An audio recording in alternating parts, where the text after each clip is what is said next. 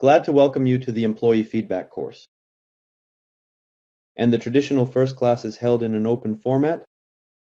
The topic of our first class, what is employee feedback? I'll start with why you need it. Those who know how to give feedback effectively tend to be more successful in their careers and have better leadership skills. Well, and in general for CHARS, this topic is important because companies are now striving to build feedback in response to the demands of today's young generation Z, who are very much in need of feedback. And that's what we're going to talk about today too. The course website looks like this. At the end, we have feedback as it's called. And the course consists of 6 sessions.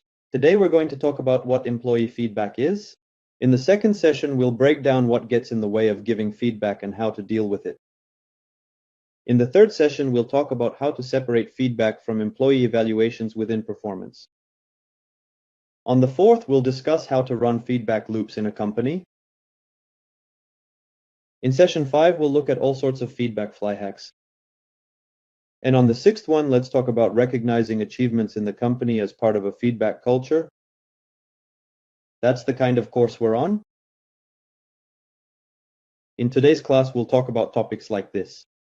Why many people avoid feedback. For all its usefulness, for all its benefits, there is avoidance nonetheless. We'll talk about how we get everywhere in life, not just from executives, talk about what modern feedback is in general, why there should be more of it, and why people want to actually get it.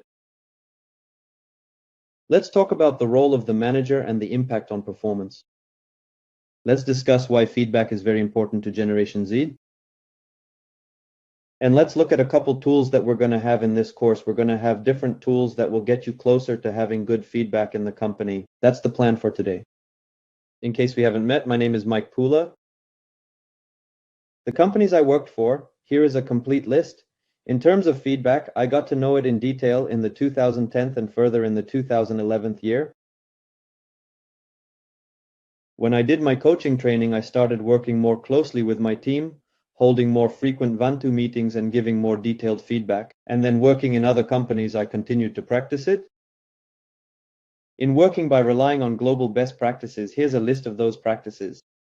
And I will be glad if you also write a little bit about yourself, your city, position, and company. Write it like that. I am HR business partner, Kiev, Microsoft, for example. Who's watching on Facebook? You can post in the comments there. Who's watching here? You can post here. Who's going to watch it on YouTube? Feel free to write about yourself in the comments too. Let the world recognize you. While you write, I'll go on. Once you've written about yourself, I'll read it out. I'll introduce you. I'll tell you about the homework for now. So those who are already on our course, there are homework assignments waiting for you where you will practice all the knowledge you have learned. And you'll get feedback from me on how you're doing. All completed homework assignments allow you to receive a diploma if the assignment is completed with a grade of 4 and 5. The diploma is issued digitally on the Credential platform, added to LinkedIn, looks nice, everything is cool. That's where your LinkedIn profile then stores it. Okay, so we're going to get started on our lesson for today. There is one very common and interesting paradox. In companies, leaders are often dissatisfied with the company, but this dissatisfaction consists of dissatisfaction with some employees that they don't say they are dissatisfied with. I've seen this very often when a supervisor is unhappy with someone, but that someone doesn't even know. It's already got the first answers to the questions. I will read out Elena, Kiev, partner, IT company, Clever. Cool, Elena. Thank you. And there's Alice, Yerevan, FNet, and Art. Great, cool. So here's the problem. Really often managers don't communicate their dissatisfaction with employees to employees. That being said, honest communication and feedback can be a great help. They can improve a company's path to success. That said, this is one of the most challenging parts of the job for many executives. I mean, especially the young leaders, they're scared. On more than one occasion, I have been approached with questions about how I can say something unpleasant to an employee there. People start performing better after feedback. That's a fact. We will expand on this theme as we go along. You'll understand how it works, and you'll see for yourself that it actually leads to better performance. However, even if they give feedback to each other with the help of a facilitator, they later present themselves to do so. Also a paradox. So it happens, different facilitation tools are used. When people give feedback to each other, they gave, they shared, but then they don't continue to do it. And people avoid direct, sincere communication. I mean, what conclusion can be drawn from this? Feedback is necessary, but it won't just work on its own. We need to deal with it, we need to build it and implement it.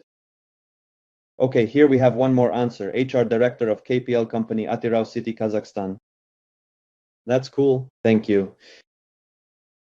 Let's move on. Avoiding feedback. It is a common occurrence in human life. Why? Because feedback touches the emotions. Not only do many people have no idea what it is, many think that feedback is when you criticize someone and hurt their feelings. People don't want to judge others. They try to avoid it. It interferes with people's communication. It hinders understanding what people expect from each other. That's why people often get offended by each other. In general, having spent 15 years in the corporate world, I can say there's a lot of resentment there. Between managers and subordinates, between co-workers, there's a lot of it in general. Because people don't tell each other what they want, think, or expect, and end up resenting that things don't happen the way they'd like. Avoiding feedback hinders development, meaning those who could benefit from it don't receive it, and ultimately lose the opportunity to grow. And avoiding feedback contradicts the expectations of the younger generation raised on technology. Because Generation Z, those born after 1995, grew up when the iPad was around, which appeared relatively recently, about 10 years ago, right when they were growing up, and now they actively use it. Social networks emerged, and Generation Z continues to grow up with Facebook, Instagram, and other social media, where there are likes, reposts, comments, friend counts, and other indicators of whether you're successful on social media or not. So they get a lot of feedback. And they expect the same thing at work, that they'll work and understand how well they're performing or not. What else is interesting? Well, some studies show that in 60–80% of plane crashes, there was someone who had important information about the plane, but for some reason didn't share it with others. That was the missing feedback. This person could have prevented the crash. That is, they saw something, but for some reason didn't report that something wasn't being done. Something was going wrong. It could have been someone from the flight crew or from the maintenance company. The result is human error, precisely because we make decisions based on a lack of feedback. In other words, the pilot made decisions without receiving some important information from the crew or service company that he should have received. The same thing often happens at work. Managers make decisions daily on various issues: who to hire, fire, promote, what product to launch, what budget to approve, what purchases to authorize. And there's always someone in the company or team who has something to say, but for various reasons this person stays silent.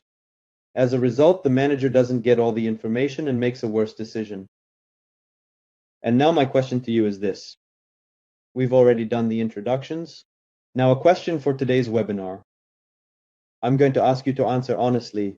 Tell me, have there been situations in your work life when you had something important and valuable to tell your manager, but for some reason you avoided it and didn't influence your management's decision making? If you've experienced this, put a plus sign. Yes, maybe you disagreed, maybe you had some information, but you didn't share it. Okay, I see 2 plus signs.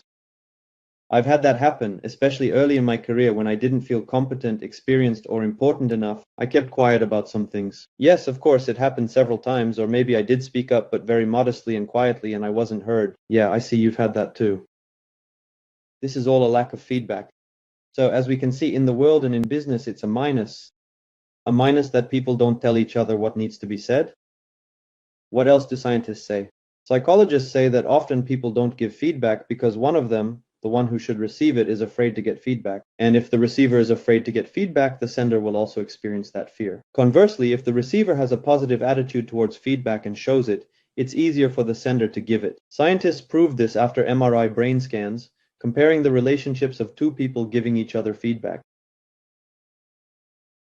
Therefore, to provide feedback, it's important for people to feel safe.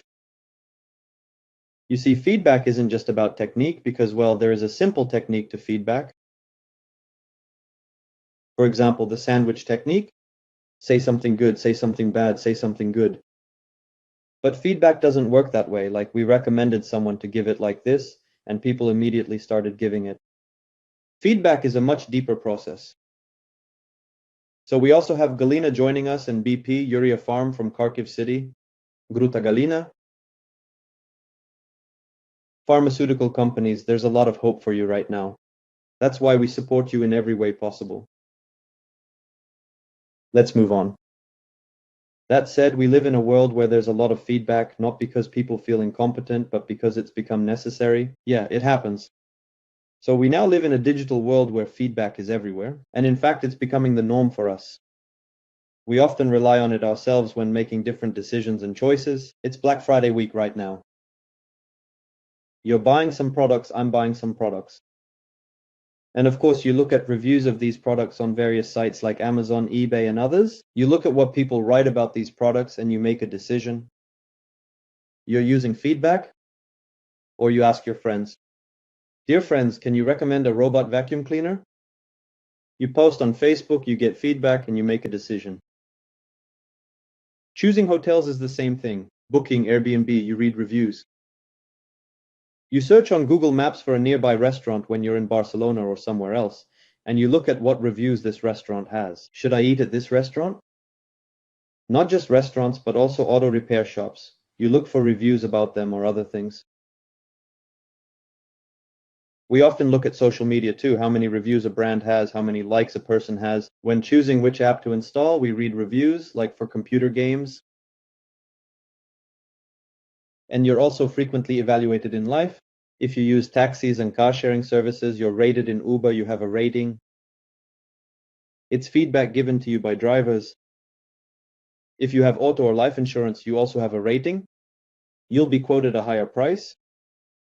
If you've had problems or received payouts, or conversely, if you haven't had any accidents, you're healthy, everything's fine, you'll be quoted a lower price. The devices you carry also give you feedback.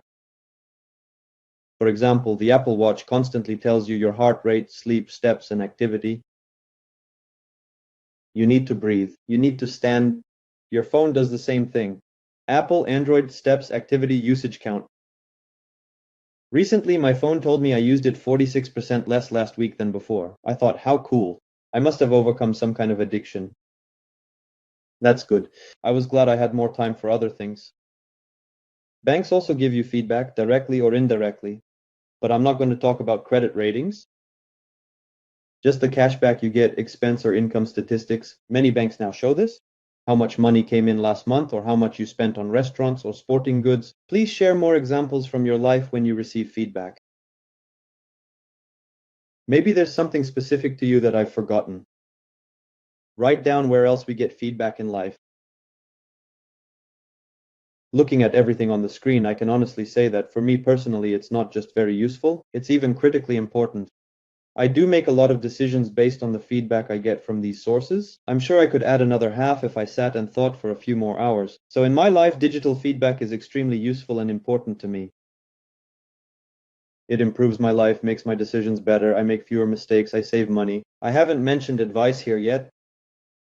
I have friends I turn to for advice who are competent in various matters. I get feedback from them.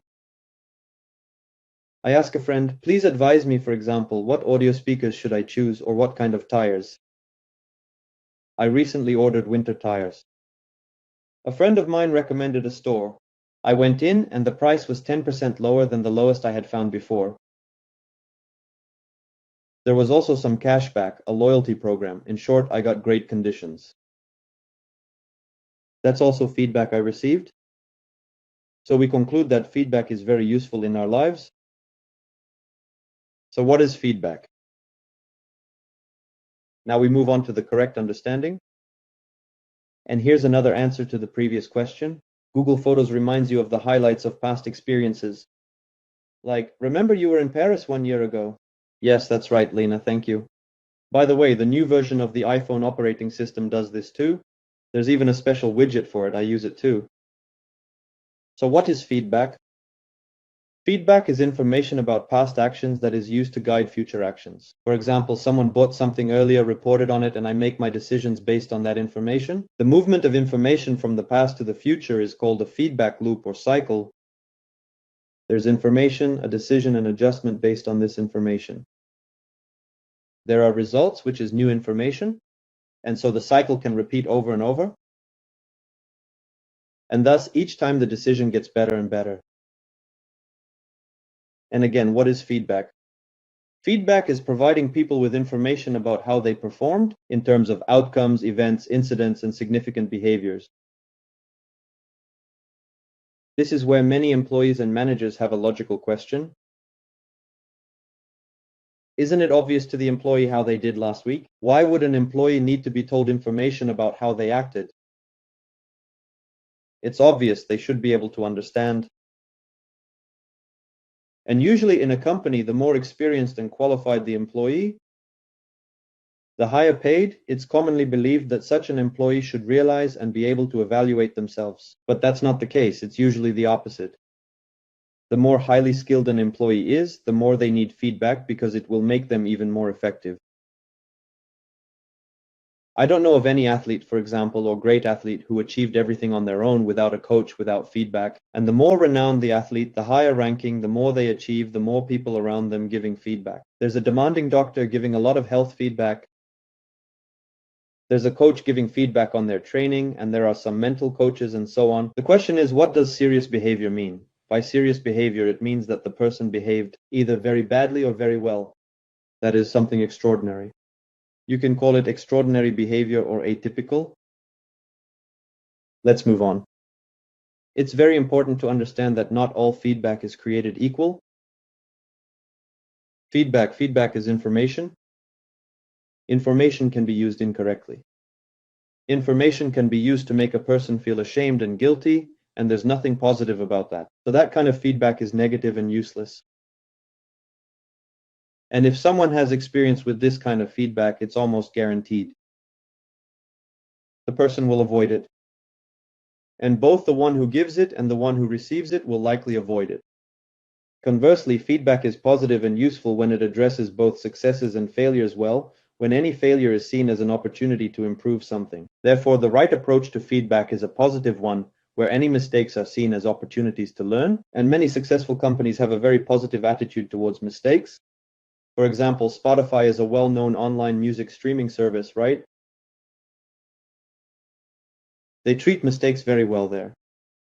The only exception is if they're not stupid mistakes or ones that get repeated. Let's move on.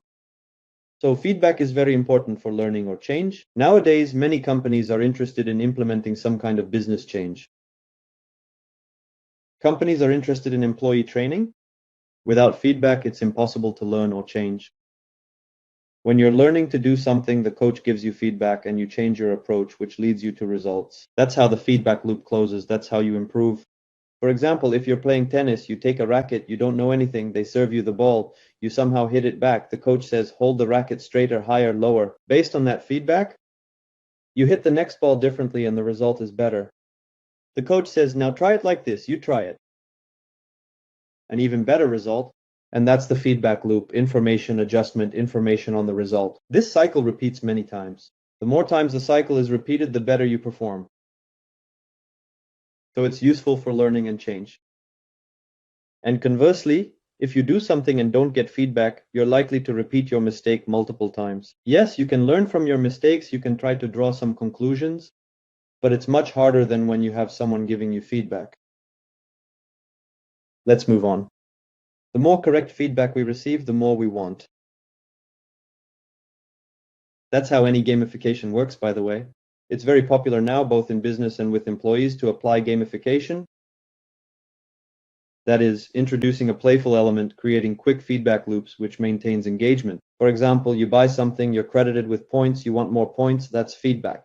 You get some achievement, many companies and banks exploit this. Or for instance, when a smartwatch tells you there's another 20 minutes left to walk to close your activity ring, that's also motivating. It makes you want to do more. Next, feedback is essential for us. When we can instantly monitor our progress, we tend to try new behaviors, stick with our efforts longer, and enjoy them more than we would without it. I'll give you my own example. About a year ago, I can say exactly 1 year and 1 month ago, I started running in the mornings. It was my friend's suggestion, which I accepted. He had started running before me and offered me to be his running partner. I said, let's do it. And pretty quickly he said, listen, let's use this app called Nike Run Club, Nike's Running Club. We'll track our training there. So I installed the app and started running. This app tracks a lot of things. It tracks speed, how long you ran, heart rate, distance for the month. At the end, there's audio support if you had a good run. There are recorded coaches saying things like, great job, keep it up, you can do it. Or if you haven't run in a while, it might say, hey, you haven't run in a long time, let's get back to it. So I can say that my running success over 1 year and 1 month is almost 1,000 kilometers. We know that too. This period probably depends 50% on the app. So 50% is having a running partner to keep pace with. 50% is the app, because it's the regular feedback I get. We broke a lot of records and ran a half marathon just because we tracked our distance and time and constantly tried to improve. That's feedback. I'm sure there have been times in your life when you've achieved more because of feedback. It's just important to remember what the mechanics were. By the way, it could often be people who gave you feedback, and thanks to that feedback, you were able to accomplish something. Feedback is all around us. Even Tesla cars are built on feedback. On feedback primarily from the radars they have. Today, without such feedback, this car wouldn't have the value it has. There wouldn't be the autopilot it has. That's why feedback is so important. Let's move on. Feedback is also needed by companies in business. Modern successful companies build their business based on detailed customer feedback. They conduct a huge number of tests. They call it A/B testing, experimentation. They show one thing to some customers, another to others, compare the feedback and draw conclusions. So modern business is also successful thanks to feedback. Accuracy is very important in feedback. That is, the usefulness of feedback depends on the accuracy of the collected information, but fortunately modern tools allow us to do this accurately. Quantity is also important. The more the better. For example, let's look at a case study. I'm sure that during Black Friday, maybe you haven't bought anything yet, but you're choosing. Come on, if you've already bought something, put a plus. If you haven't bought but are choosing, put a 0. If you haven't bought and aren't choosing, put a minus. Let's see. So let's say you're choosing a vacuum cleaner on AliExpress. One vacuum cleaner has a rating of 5 and 12 reviews. Another has a rating of 4.8 and 12,000 reviews. Which one will you buy? I can assume that you'd trust 12,000 opinions more than 12. This was my case recently. Only I wasn't choosing a vacuum cleaner, I was choosing binoculars. When I choose something on AliExpress, I sort by number of sales. For example, I search for binoculars, sort by number of sales, then look at the ratings, then go in and look at people's reviews and photos. That's how I chose my binoculars. It's clear that on AliExpress they can write anything. Any pictures? When you see that thousands of people have bought these binoculars, here are their reviews. Here are photos taken with these binoculars. Okay, you can choose differently. So the more feedback, the better. Let's move on. The more frequent the feedback loop, the more improvement is possible. That's why we're going to talk about it now and throughout this course. Feedback isn't something given once a year by a manager to an employee. What was the classic approach to feedback? It's conducted at the end of the year, called performance review now, and the manager sits down and says, listen, I want to give you some feedback. Remember 11 months ago when you really messed up? You have to admit this seems strange. Giving feedback only during performance reviews is ineffective. Feedback should be more frequent. The more often a company can provide feedback to employees, the more improvements there will be. Let's imagine that each feedback cycle improves an employee by 1%. The cycle ends, the employee has improved by 1%. If feedback is only given during performance reviews, the employee improves by 1% per year. That's not great, you have to admit. If a company implements, for example, an OKR system with quarterly goals, that's already 4 times a year, 4%. It's still low, but it's 4 times better than once a year. If a company implements a system of regular one-on-ones, this is an individual meeting between the employee and the manager, for example, monthly, that's already 12%. I'm not factoring in compound interest now to keep the calculation simple. That's 12% employee improvement over a year. Already better, 12 times better than the first option, but not the maximum. If a company implements weekly one-on-ones, telling managers to conduct them weekly, it will be more than 50%. And if a company implements a culture of regular daily feedback, where both managers and then employees start giving feedback to each other, as Netflix does, for example, well, then an employee can improve by 360% over the course of a year. That's without compound interest. Of course, the percentages here are exaggerated. This is all exaggerated. There probably won't be such a huge increase, but the chances of improvement are much higher if feedback is built into the company culture. Here's a simple example. Imagine you're learning to dance. You're preparing for a wedding or some event, a show where you need to dance at a ball. The more feedback you get, the better you'll dance. Imagine you're dancing alone, practicing without getting any feedback. Your dancing would probably be very strange. If you train with an instructor every day, and the instructor gives regular feedback, I think you'll have something decent after a month. It's the same at work. The more feedback, the more improvement at work. When I worked for a company in the FMCG business, it was a first for me. I had previously worked in banking. Moving from banking to FMCG, I discovered an interesting new world. What struck me most about the FMCG business was the amount of training employees receive. And this training wasn't so much classroom-based, but what they call field training, when a manager goes out into the field with sales representatives and spends time with them. Visiting each retail outlet, he provides feedback. And in a day, he might visit 5 to 10 outlets with one employee. Consequently, he can dramatically improve an employee's performance in just a week. And there it all translates into real money. I can't imagine a successful, fast-moving consumer goods business where people sell great without their supervisors accompanying them and giving regular feedback. Such miracles don't happen. That's why employees need more feedback from their manager. My next question for you is, think back to when you last received feedback from your manager.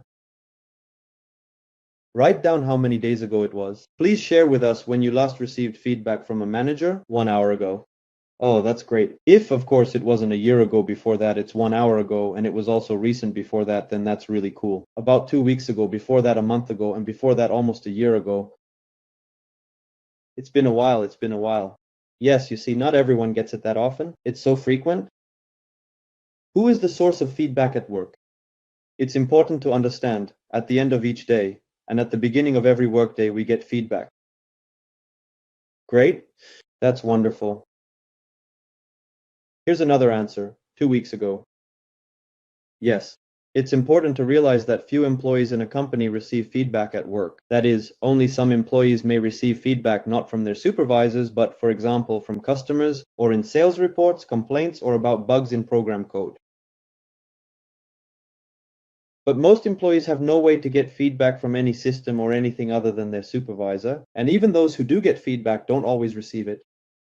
For example, a salesperson gets daily feedback from customers. They either buy or they don't. But if they don't buy, he doesn't know why and can't fix the situation. So even when getting feedback, many employees who have it built into their job don't understand how they can improve. But most employees don't get anything at all, much less understand how to improve their performance. So from a supervisor, we've separated departments and we're being trained to give feedback to our employees. Yes, it's really cool that you have that. Let's move on. Providing employee feedback is a sacred duty of a manager.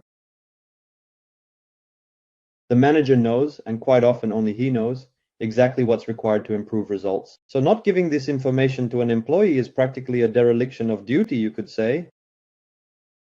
He can redirect employees' efforts in the right direction, and the employee will get results. Therefore, the manager must help each employee sort through the information they receive, prioritize, and provide answers to questions. How am I doing in my job, and how can I change what I'm doing to improve my work? This is the leader's responsibility. What's also important now, when many employees are overloaded with information, is that it's even more crucial to give feedback, because an employee can get lost in the information they receive. Now, about the research, employees crave feedback. For example, in the GQ12 questionnaire, there's question number 7. Has anyone at work discussed your progress with you in the last 6 months? And very often the answer is no. Furthermore, 25% have never received feedback at all. That's really something. And that unfortunately is sad. I have an acquaintance who recently shared this with me. Listen, we were discussing the supervisor's job. He says, I don't get any feedback from my supervisor. I do the work and hand it to him, and he doesn't say anything to me. I don't know if I'm doing a bad job or a great job. Maybe I'll be fired tomorrow. I need this job. Maybe I send him an email, work and work, send him an email, and he doesn't even open it. I don't know. It demotivates me. This is a direct quote from my acquaintance. Lack of feedback is one of the main sources of job dissatisfaction. And what's also bad is that even when getting feedback, people often don't receive specifics about what needs to change. They were told something was wrong, but not how to fix it. Therefore, we can say that feedback is broken in most companies. A good option, something worth striving for, which we'll discuss in the course. It's daily feedback. Frequent, honest, helpful. It fosters collaboration with employees and aligns them towards a common goal. This kind of feedback really increases business efficiency. The first tool in our course for daily feedback, try this in your homework assignment, will be to answer 3 questions. Thinking about your business, in which areas would you like to see the fastest improvement or change? For which of these issues is information lacking for the relevant people? Of all the above, which area is most suitable for daily feedback? That is, in which direction should feedback be implemented? Let's move on. What young employees Generation Z are saying, this is also their direct speech. I want to know immediately if I need to change what I'm doing. And I prefer managers who simply come and tell me what I need to do differently. Second review. I can't believe some managers wait for the annual performance review to let people know they're not doing well in a certain area. What a delay. Next, another review. Just give it to me straight. I don't want to wait for feedback. And I want a manager who is also open to my feedback. And one last review. I was hired as a manager, a role I've never had before. I'm lucky that my boss pushes us to give extensive feedback to everyone. And I'm getting feedback. My team is like a hungry beast. I feed them and they keep asking for more. This is how people want feedback. What else is interesting? For example, if we look at Google's research on leadership performance, Project Oxygen, it has this point, a good coach, meaning a manager who coaches their employees, and this point supports career development and discusses performance. So providing feedback is also embedded in the competencies of a Google executive. Google even has an executive assessment where notice how high the question about whether the executive gives feedback ranks. The very first question in the executive evaluation at Google is worded like this. My manager gives me actionable feedback that helps me improve my performance. Here's this questionnaire if you want to survey your employees to evaluate managers. You can use it. You see? So all the research, all the top companies say it's important. But that's not all. Another study analyzing the cultures of over 1,000 companies said that the top value is transparency or openness. Transparency is about disclosure of information, open information, no secrets, and this includes feedback. Next, there's an approach called radical candor or radical candor. I assume you've heard of it, and please indicate with a plus if you have. The author is Kim Scott. She wrote a book on the subject. It also stems from Google's company culture. Has really no one heard of it? Where she brilliantly explains the importance of feedback and says that if you truly care about people, it's better to give them feedback, even if it looks like open criticism, not to make them feel guilty, but to help the employee. This is much better than caring silence, which is called ruinous empathy. In the book about feedback, she describes in great detail what radical candor is. Today we're getting an overview of this. We'll talk about it in more detail during the course. Next, I mentioned Netflix today. Netflix's corporate culture also has honesty as a criterion. You always say only what you could say directly to your colleagues. You quickly admit mistakes. When you disagree with others, you don't do it for political reasons. You have inherent sincerity and directness. And the Netflix book describes many cases where they encourage employees to give feedback even to their managers. So companies often say, we want to be like Netflix, we want to be like Google. This means if you want to be like Netflix or Google, it means implementing the same tools, particularly feedback. Netflix has a very interesting exercise that's directly about feedback. They gather employees together and each employee tells another employee what they need to start doing, what they should stop doing, and what they should continue doing. They call it start, stop, continue. This is also the kind of feedback that helps development and improvement. So why don't people end up giving feedback? Managers, they argue, often don't have time, aren't trained to give feedback, and focus on doing it only once a year. Companies are afraid, mainly in the West, that if they give feedback to employees, employees will sue. And there's also an assumption that great employees are self-driven and can develop themselves, that supposedly top employees don't need feedback. This is all a misconception. What's the advantage of providing feedback? When feedback cultures are built in a company, problems are solved faster and teams are formed more easily. Relationships are built better without hidden agendas. People start to develop trust in their leader and higher levels of productivity emerge. Tool number 2 of our course on feedback. Conduct 4 to 6 interviews with a wide range of employees in your group. Ask about their involvement in the work. Identify what is currently working well and what managers can do to get better results from their team. Ask yourself what is missing in terms of feedback and write it down in a chart. This will allow you to examine the current state of feedback in the company. Now for the homework. Today's task is to complete the answers to the questions from Tools 1 and 2 of this lesson. Tool 1, the presentations will be reiterated here. Books I recommend reading if you're interested in the topic of feedback. The first book is by Kim Scott. Radical Candor, about radical honesty, radical feedback, about her experience at Google where she was introduced to this concept, but then she developed it further and created her own company. The company is powerful. This book is by the powerful Patty McCord, former Chief Talent Officer at Netflix. She describes Netflix, Netflix's culture and how important feedback is at Netflix. Ray Dalio's book Principles, one of the richest people in the world, his investment fund, where he also talks about the importance of speaking honestly and directly to people about what you're thinking. And a book that hasn't been translated into Russian yet, The Feedback Imperative. It's about feedback tools. We're taking a lot of useful information from this book for this course. These are the books I can recommend for developing this topic. Lesson number 2. The next lesson will focus on what hinders giving feedback and how to deal with it. That is, how to remove all the barriers in the company that prevent giving feedback to employees. This concludes today's lesson. I take this opportunity to invite you to take a course on giving feedback in a company. If you have any questions, please write. I'll be happy to answer them. If there are no questions, write down what was valuable. If you're watching on Facebook, I'd appreciate it if you hit repost. And for those who will be watching on YouTube, hit like and subscribe to the Mike Pritula Academy channel to be the first to see all the posted lessons. Okay, it was a great lesson. Thank you. You're welcome, Tatiana. Thank you for your participation. Does anyone else have any questions? Maybe you have some feedback for me. Perhaps there's something that could be improved in these lessons, in this lesson. I'd love to hear from you. So if anyone has anything, please write.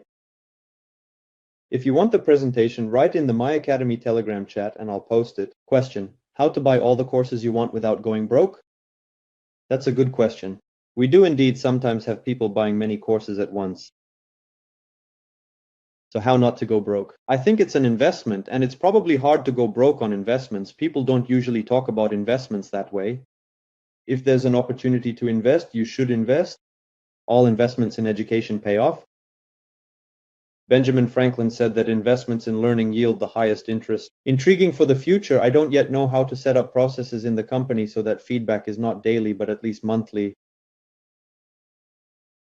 Yes, but we'll be exploring this topic further in the course. Okay, just bringing back the page with the books. I've brought it back. Thank you, it's interestingly informative. The webinar is great, just about important things. Yes, thank you, Galina. You know, I always love it when people say it was simple because I really feel it's part of my mission to convey important things as simply as possible. I always check when preparing a presentation if I'm explaining things simply enough.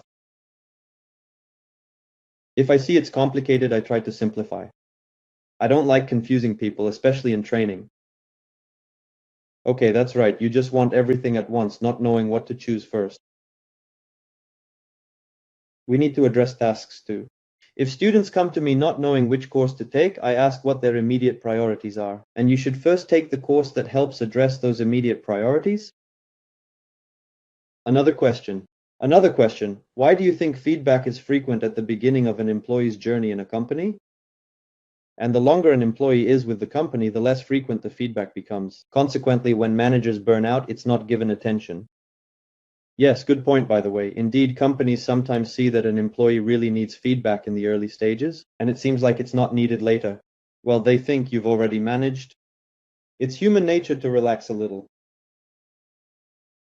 When a company is afraid of losing an employee, it gives feedback, then relaxes a bit. Examples with coaches and wedding dances are great for conveying the importance of feedback to executives as well. I'm glad the examples are helpful. Okay, good. There don't seem to be any more questions here or there. Friends, thank you all so much for being on the webinar tonight. It was great to see everyone. Thank you for developing yourselves. Invest time and effort in your development. It's very important. By developing yourself, you immediately develop your company, which affects hundreds, sometimes thousands, or even tens of thousands of people. It really warms my heart that one trained HR professional immediately improves the work of a large number of people. So thank you for that. I wish you all a good evening, and I'll see you at future webinars. That's all for now. Goodbye, everyone.